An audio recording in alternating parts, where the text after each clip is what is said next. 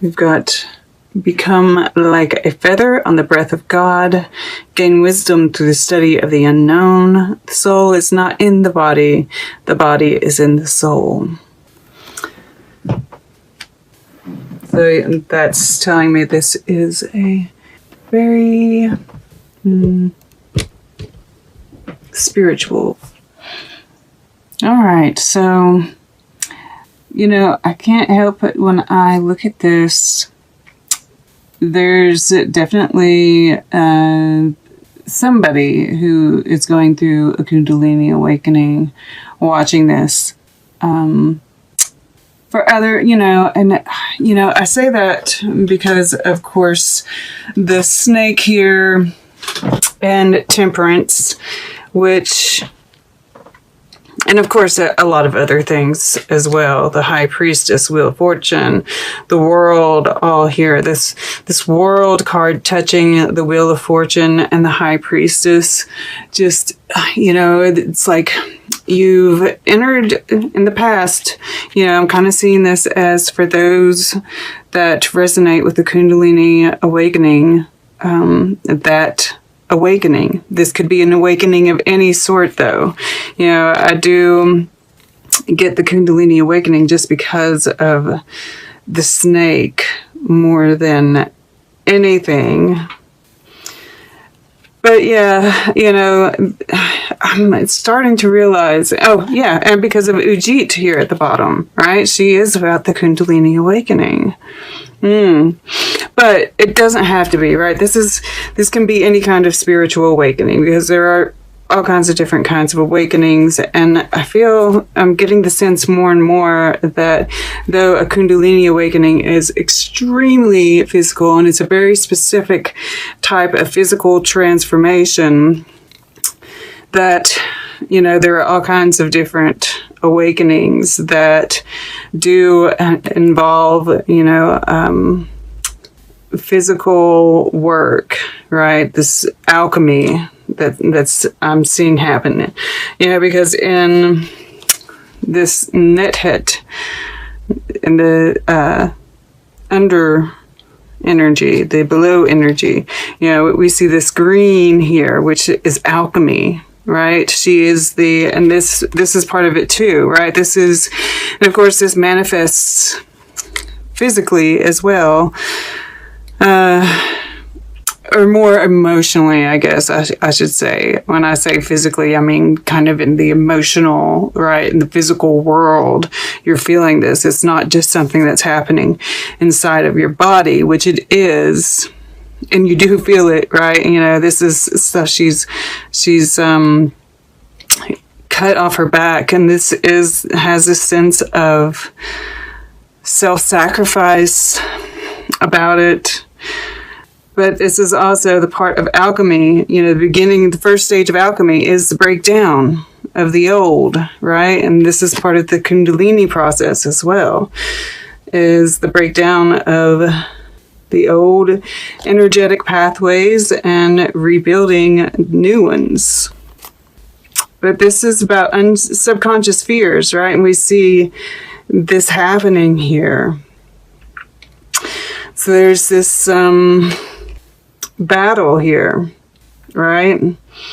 Apep is in the story of, in Egypt, Ra, right? This is Keper Ra. There are 3 stages of Ra. He's the first one.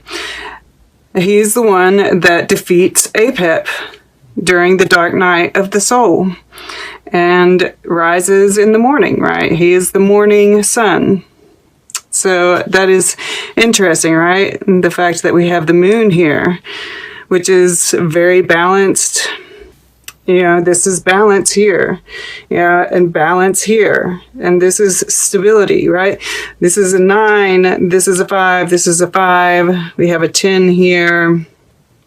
We have the world in the past. So we are coming to the end of a cycle, but we're finding that stability, that balance within the change, which I really like.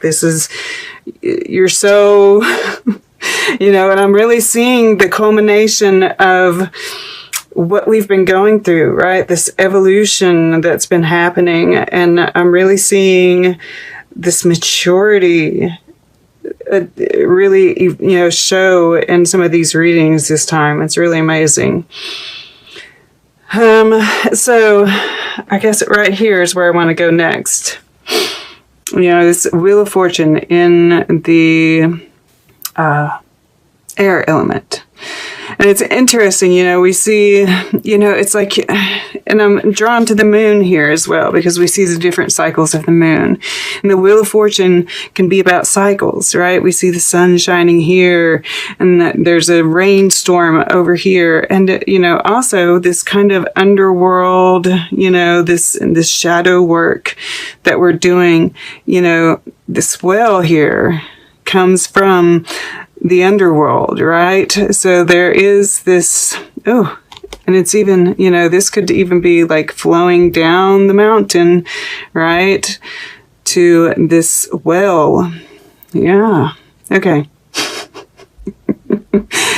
So this work, it's like, I feel like you're consciously aware that the work you're doing, and you are, consciously doing this work, is bringing, there's a lot of abundance that's going to come from it, right? Just the cycles, like we have to face the darkness in order to, face the darkness in order to bring about the day. I don't know how to say it. But, and we see like, I feel like this is the sun being reflected here in this pool. And, we see these people, right?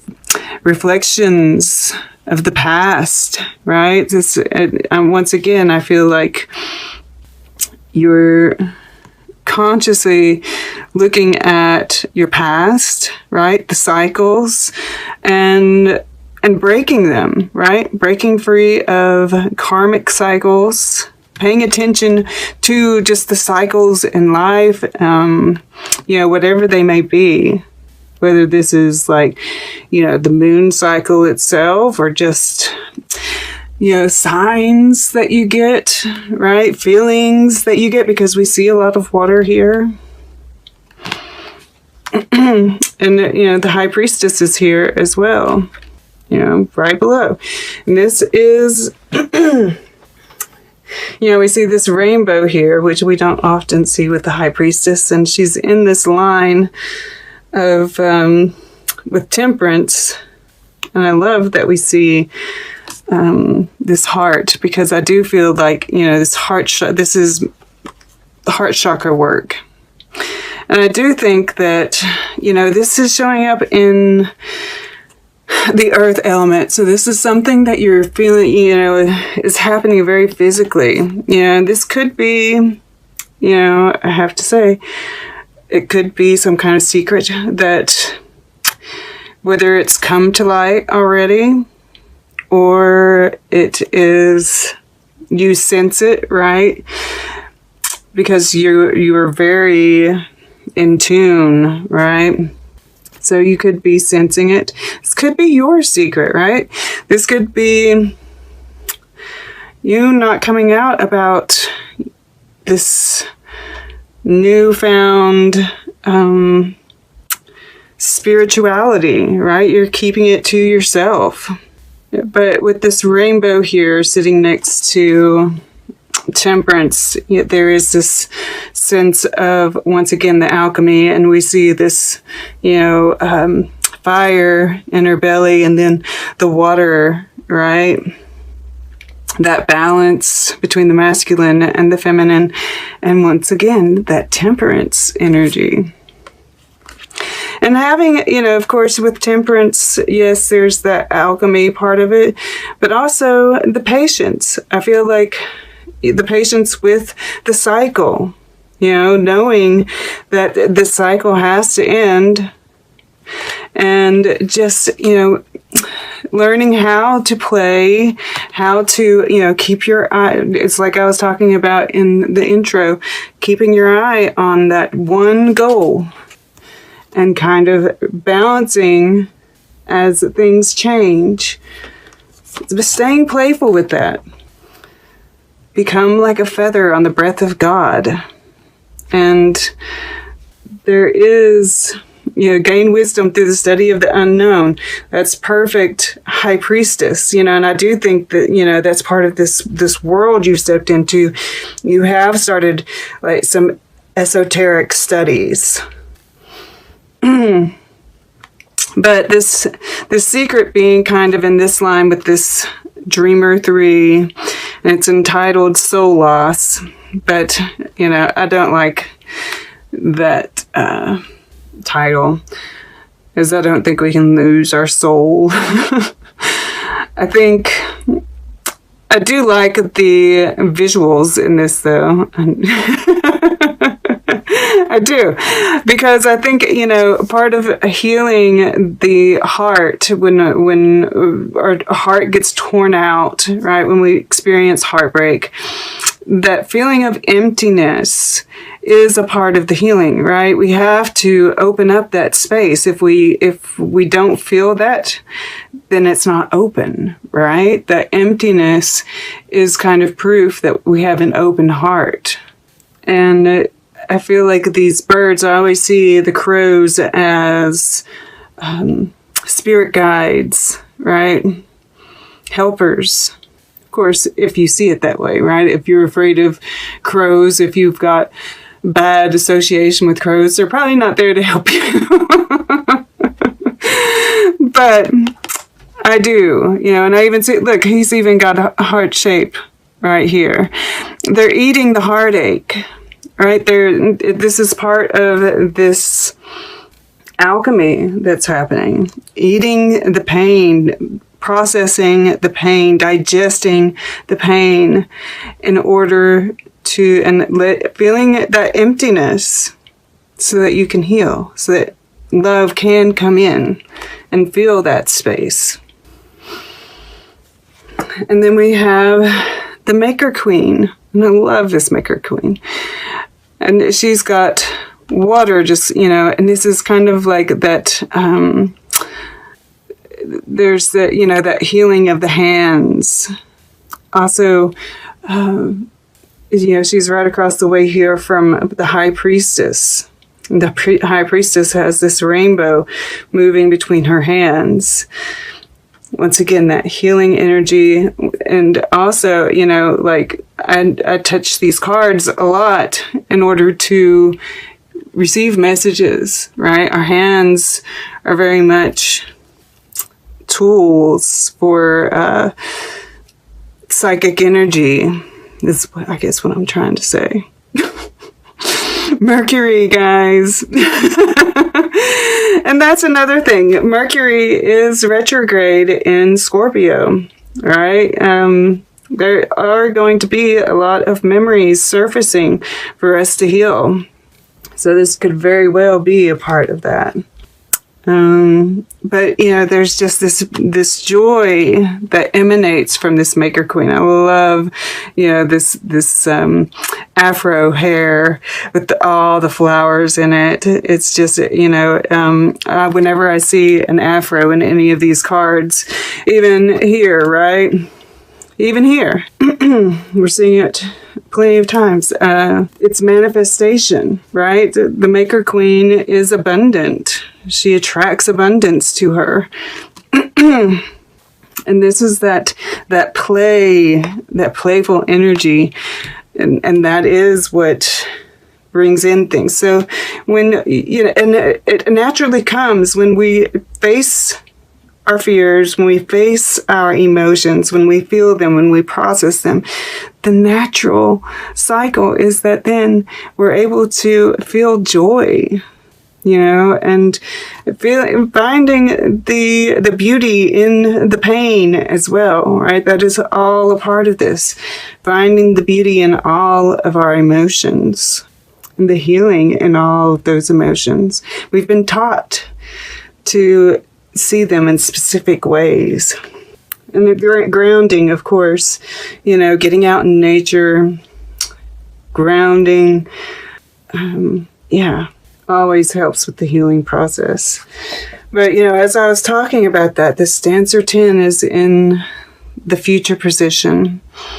And of course, this is about others as well, but yeah, I'm just seeing all the rainbow once again, and the rainbow of our emotions, and the appreciation of all of those emotions, right? We see a lot of water, and I'm just getting that, just a flood of emotion, but all an appreciation of all of them. And yes, the joy, absolutely the joy. I do feel like, because the more that we can, because that resistance is kind of what really causes us to lose our way and get us stuck. Because when we feel sadness, we have this tendency to close the heart, right? Because we don't want to feel the sadness. Sadness is bad.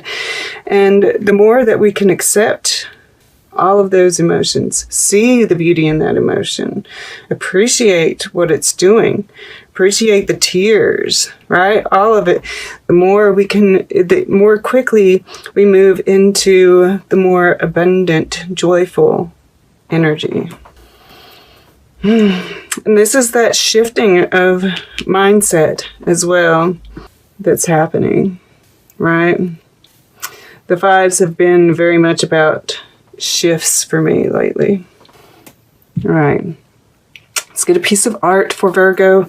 Then we'll get closing guidance. And then we'll take a quick look at all the underlying energies and see what they have to say. To the left. Did you all get this before? I know this one has come up before a lot, and the family, it is a big part of all of our, what we've been talking about here, right? These memories are coming up that we're having to deal with. A lot of our insecurities have their root in the family. So there might be some unenjoyable. I get drawn to this picture down here, this stork with what looks like a fox or a beaver or something. It's like sticking its head down its throat. And, that's like the ibis, right? Egyptian. Thoth is the ibis. Tahuti, however you want to. So, there are these, I don't know what this is, but it's some kind of battle, too. And I'm just getting, a lot of this stuff, you could even go back to Greek mythology, myths, and just all that gets played out, right? It's all about family. But then I'm drawn to the rose here and the water, right? That by exploring this, there's that healing. Or this could be a tulip. I'm not sure what it is. Oh, it does look more like a tulip, actually. At any rate, a flower, which is innocence, right? That open window, but letting in the light, by shining a light on it, looking at it, there is healing. And then, of course, I always like to do this, and we see this, I feel like right now what I'm seeing is that path forward, right? And there's going to be all these little things that show up in the way, these little challenges that we just have to keep the focus forward.